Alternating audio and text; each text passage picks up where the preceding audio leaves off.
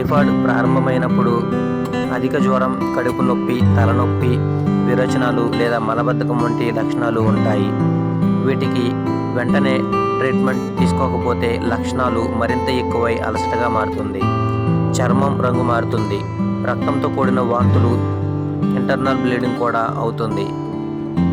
వర్షాకాలంలో సాధారణంగా ఎవరైనా స్ట్రీట్ ఫుడ్ తినడానికి ఇంట్రెస్ట్ చూపుతారు. వాటిని చూసి టెంప్ట్ అవుతారు. కానీ ఇలాంటి ఫుడ్ తినడం వల్ల మీ అనారోగ్యాన్ని మీరే తెచ్చుకున్నవారు అవుతారు. అందుకే వాటికి దూరంగా ఉండడం మంచిది. బయట టీ తాగడం, పానీపూరి తినడం చాలా వరకు తగ్గించాలి. తాజా కూరగాయల్లో వండిన వంటను తినడం, శుద్ధి చేసిన నీటిని మాత్రమే తాగడం మంచిది. ఇంట్లోనే వండుకొని తినడం మరీ మంచిది. వంట చేయడానికి ముందు చేతులను శుభ్రంగా కడగాలి. వంట కోసం శుభ్రమైన పాత్రలను వాడాలి.